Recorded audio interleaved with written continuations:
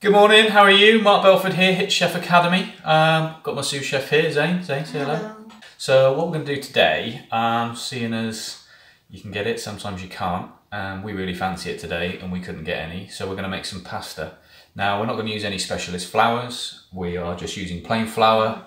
Got a couple of eggs from our chickens. We're very lucky to have silky chickens, so we've got some eggs from them this morning. We're going to show you how to make a quick dough. We're going to go through the rolling, go through the cutting, and we're going to go through the cooking because this is going to be our lunch today. So first job for Zane, he's going to make a little well in the middle of the flour, and then he's going to pour all the eggs in. He's done this before, he's a bit of an expert, he's pretty good. That's it, Zane, so chuck your eggs in, mate. All in, well done. I'll take that, chef, thank you. Right, now using his spoon, Zane is going to just bring it together. Now this won't form a dough completely, but it is a lot easier, trust me from experience, than having it on the counter in the traditional style where they mix it. I tend to find that with children it has the ability and to spread a little bit. So Zane's just bringing it together, it'll kind of look like rocks, then we'll tip it out on the counter and then we'll form a dough. Yellowy rocks. Yellowy rocks, absolutely. So that's it, he's bringing it together nicely. And sometimes your eggs might misbehave, you might have large eggs, we've got smaller eggs. So just do it by sight. 2 is the general rule, if you know, as a medium egg. Some flours can be a bit thirstier as well. So you can start bringing that together with your hands. And obviously in the interest of hygiene, we are working from home today. All the surfaces have been sanitised. We've washed our hands thoroughly following the 20-second government guidance. So yeah, just make sure you're doing it. But yeah, get the kids involved. I mean, we're all at home. We're all in lockdown, the majority of us anyway. So let's just have some fun. Okay, so Zane can tip this out onto the counter now. There you go, chef. There you go. And we're going to start bringing it together. So Zane's going to start kneading it. It's looking a little dry. So I'm just going to add some water to it.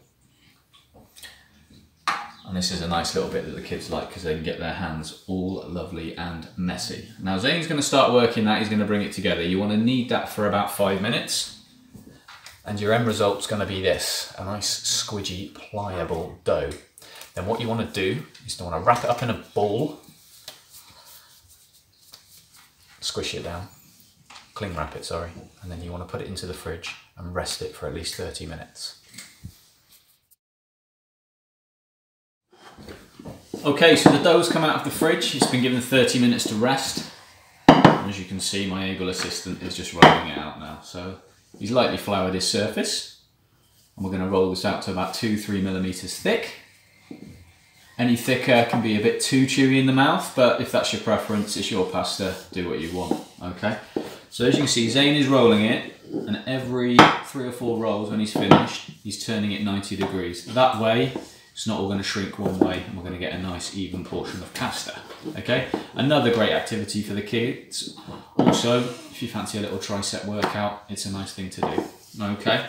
So what we've got on the board, I'm just going to move Zane out of the way. We're just going to take that, chef. Let's put the board here. Okay, so we've got the pasta rolled out, okay, and Zane's going to cut it for me. All right, Zane, so if you'd like to show everybody how you cut it. So you roll it over, and we roll it over again. And Zane's just made a sausage, as you can see. And now using a sharp knife, Zane's just going to cut some pasta.